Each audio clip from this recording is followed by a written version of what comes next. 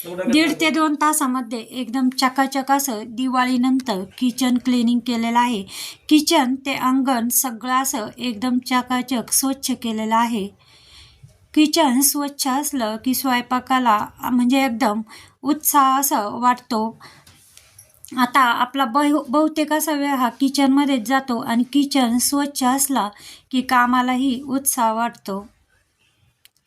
आता किचनची deep cleaning केलेली नाही, पण फक्त आपला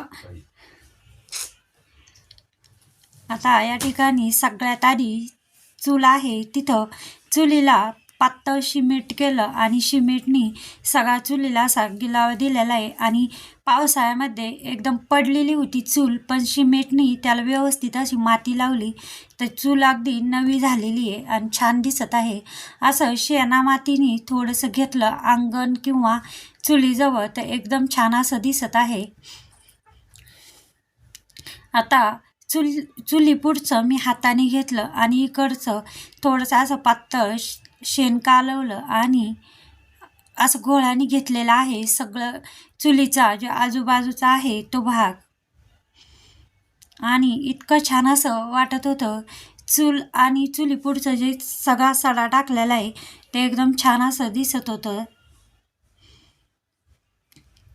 आता यासाठी 1 ते 1.5 तास मला लागलेला आहे,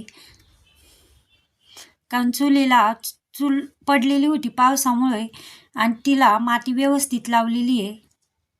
आता चुलीजवळच अशी फुलाचे झाड आहे. आता किचन कसा क्लिनिंग केला तो बघू. आता हे डबे एकदम तेलकट, दिवाळीचा स्वयंपाक बनवतो ते तेलकट. कितीही डीप क्लिनिंग किचनची दिवाळीच्या आधी होती, पण स्वयंपाकामुळे तेलकट असं होतं आणि आपण जो स्वयंपाक ठेवतो डब्यांमध्ये त्यामुळे डब्बेही पुन्हा घाण होत्या आणि तेलकट होत्या. आता ते एकदम झटपट असे हात न लावता कसे स्वच्छ केले. आता सॉक्स घेतला आणि त्याला आपली जी स्पंजची घासणी असती ती शिवून घेतली, एका बाजूने घासले आणि मग यामुळे पटकन होतं. सगळ्यात महत्त्वाचं म्हणजे लिक्विड डिशवॉश घेतलं की डागही आणि धुवायलाही जास्त मेहनत लागत नाही. स्टीलचे डबे फक्त लिक्विड डिशवॉश आणि असे साध्या घासणीने घासले की झटपट असे डबे निघत्या. आता हे जे डबे आहे स्टीलचे, ॲल्युमिनियमच्या डब्यांना हात लागला जात नाही, म्हणून ते डबे काय घाण होत नाही, म्हणून ते डबे मी काढलेले नाही. फक्त जे डब्यांच्या तिथलं असलं होतं ते झटकून घेतलं. पण स्टीलच्या डब्यांना कायम हात लागला जातो आणि दिवाळीचा स्वयंपाक ठेवलेला होता म्हणून ते डबे काही स्वयंपाक किंवा सामान ठेवलेलं होतं म्हणून ते डबे घाण झाले. स्टीलचे डबे निघायलाही पटकन निघत्या आणि घाण झाले की ती एकदम चिकट आणि तेलकट डाग पडलेले दिसत्या. मी फक्त लिक्विड डिशवॉश आणि सॉक्सनी हे डबे घासलेले आहे, पण एकदम चकाचक असे निघालेले आहे. आता सॉक्सनी घातले की धुतले या पद्धतीने की ते सफेद डाग असतात तेही निघून जात्या आणि काही चिटकलेल्या डब्यांना असतं तेही निघून जातं असं चोळल्यामुळे. अशा पद्धतीने मी हे सगळे जे डबे आहे स्टीलचे ते घासून घेतले आणि याच्यातही वेळ वाचला. अगदी झटपट कंटाळा न येता हे डबेही घासून झालेले.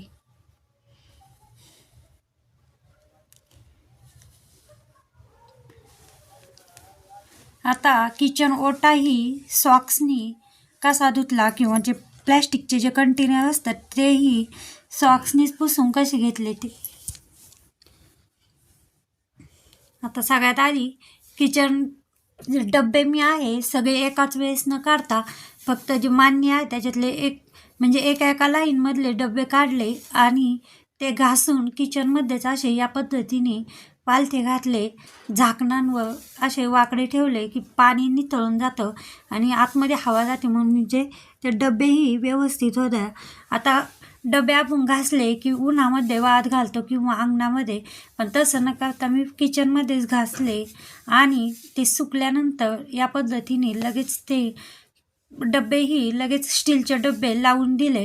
म्हणजे एकाच वेळेस जास्त पसारा न काढता आता हे डबे झाले मग ते लगेच लावून दिले. त्यानंतर आता हॉलही स्वच्छ केला. सोप्याच्या ज्या खुळ्या आहेत त्या आधीच बदललेल्या होत्या. आता हळद, गोमित्र आणि जाड मीठ असं टाकून, फिनेल असं टाकून सगळा हॉल पुसून घेतला.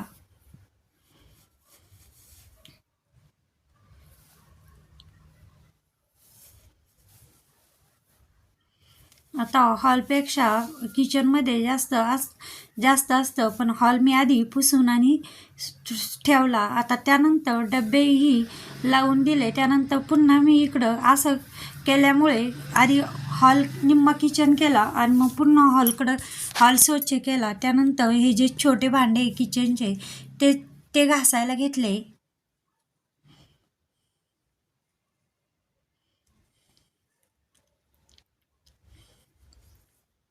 आता छोटे भांडेही घासून असेच या पद्धतीने घासले सॉक्सनी. मग तेही पटकन लिक्विड डिशवॉश एका भांड्यात मिक्स केलं आणि पटपट असे भांडे घासून घेतलेले छोटे भांडे जे आहे ते. आणि जे कायम घासण्यात येते तसे भांडे मी काढलेले नाही घासायला. त्यानंतर हे भांडे घासून झाल्यानंतर पुन्हा बेसिंग स्वच्छ केले. सिंकचे जे नळ कॉक असतं तेही स्वच्छ केलेले, जाळी व्यवस्थित घासली. आता हे तर आपलं किचन क्लिनिंगच्या वेळेस, डेली किचन क्लिनिंगच्या वेळेस होतंच, पण पुन्हा एकदा मी हे सगळं घासून घेतलेलं आहे. आपण नुसतं पुसून घेतो आणि सिंक जे असतं ते घासून घेतो, पण किचन ओट्याची 8 दिवसातूनच डीप क्लिनिंग होती. मग आता जिथं भांडे घासतो, जे धुतो, ते सिंकचे जे कॉक असतात तिथं हे डाग पडले जाते किंवा तेलकट, तेही व्यवस्थित असे घासून घेतलेलं आहे. किचनची जी स्टाईल आहे ती पण व्यवस्थित घासली. गॅसची शेगडी ती पण.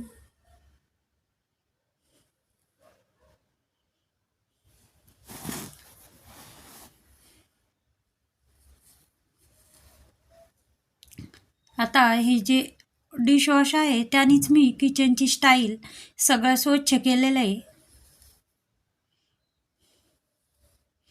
साबण न घेता साबणीचे असे सफेद असे डाग दिसतात, म्हणून या डिशवॉशनीच मी सगळं स्वच्छ केलं. त्यानंतर किचन ओटा जिथं भांडे पालथी घालायचे तिथं ते स्वच्छ असा धुवून घेतलेला आहे, तिथली स्टाईल. आणि किचन कट्टा तोही स्वच्छ केला आणि भांडे जे आहे तिथं छोटी भांडे ते पालथे घातले.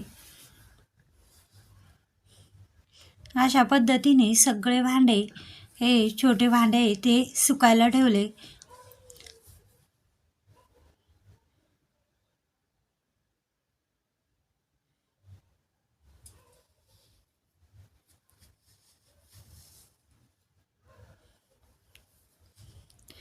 आता किचन ओटाही झालेला आहे स्वच्छ.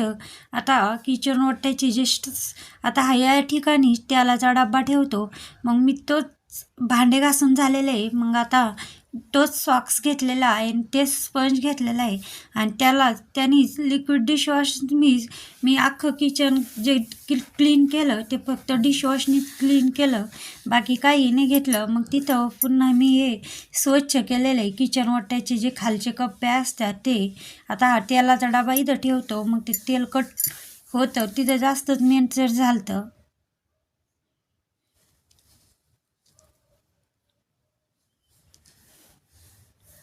आता पुन्हा तिथं स्वच्छ केलं आणि पुन्हा तिथं तेलाचा डब्बा ते ठेवून दिलेला आहे. आता हा जो सॉक्स आहे पुन्हा स्वच्छ केला, धुतला.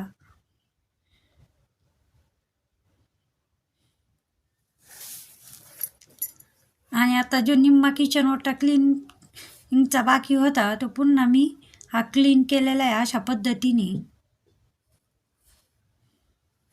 आता जे सॉक्सला जे अन्नाचे किंवा फोडणीचे कण उडालेले ते सॉक्सचं कापड असल्यामुळे सगळं खेचून घेतं आणि सॉक्सला लागल्या जातं, म्हणून सॉक्समुळं एकदम स्वच्छ असा किचन ओटा आपला क्लिनिंग झालेला आहे.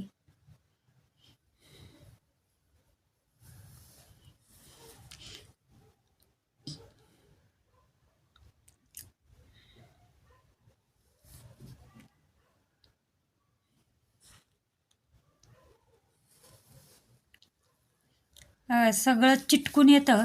जे फोडणीचं किंवा कसलं लागलेलं असलं जो थोडासा आपल्या अन्नाचे कण ते सगळे सॉक्सला चिटकून आलेले, किंवा आपण जो तेलकट डबा ठेवतो तेही सगळं चिकट ह्या सॉक्सला चिटकून येतं. फक्त एक स्वच्छ झालं. आता किचन ओटा स्वच्छ झाला की लगेच जो सॉक्स घेतलेला आहे तो स्वच्छ पुन्हा धुवून घेतला.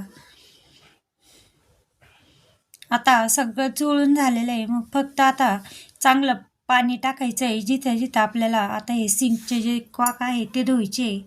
गॅसही व्यवस्थित घासून झाला, तोही धुवून घेतला. आणि किचन ओट्यावर थोडं थोडं पाणी टाकून किचन ओटाही व्यवस्थित असा धुतलेला आहे.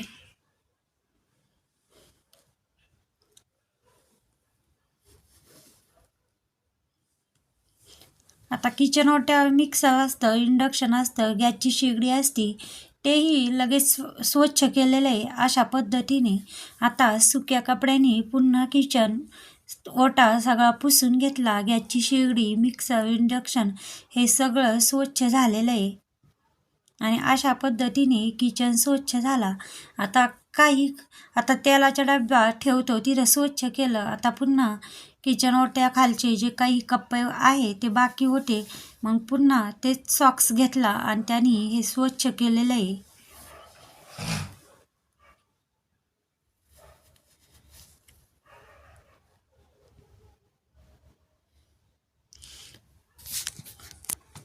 आणि एकदम चकाचक अशी ही आता सॉक्सचा कपडा असा जो खडबडीत असतो त्याच्यामुळे जे असं काही चिकट असतं ते पटकन निघालं जातं.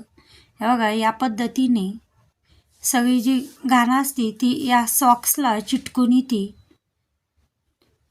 फक्त आपल्याला तीनदा हे धुवा लागतं, एवढीच मेहनत घ्यावं लागते. आणि ते झटकीपट एकदम स्वच्छ असं.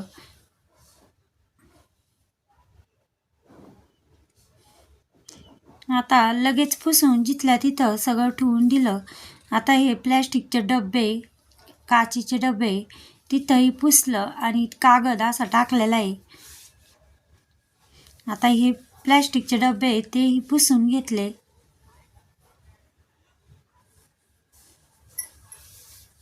आता हे सगळं पुसून घेतलं आणि लगेच लावून द्यायचं आहे, कारण हे काय ओलं नाही. सॉक्स आहे तो वेगळा घेतलेला आहे, तो ओला नव्हता, सुका होता. आणि लगेच हे डबेही लगेच लावून दिलेले. आता किचन ओट्याखालचा एवढाच. आता हे जे छोटे भांडे ते इकडं सुकलेले. आता ही छोटी मांडणी, आता एवढी छोट्या मांडणी तेवढे डबे भांडे बसवलेले. आता एका साईजचे जे पातेले आहेत ते एकात एक ठेवले, त्यामुळे छोट्या मांडणीत जास्त भांडे बसलेले आणि छानही दिसतात. या पद्धतीने एकात एक आता हे गोल पातेले मग तिन्ही एकात एक असे ठेवले. अशा पद्धतीने दोन्ही मांडणीचे भांडे लावून झालेले. आता ही छोटी जी मांडणी त्याचे कागद पुन्हा नवीन टाकलेले.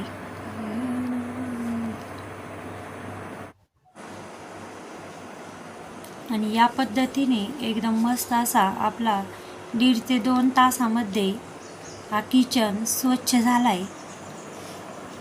आता अंगणाची स्वच्छता म्हणजे चुलीजवळची माती लावायला त्यालाच फक्त वेळ लागलेला आहे.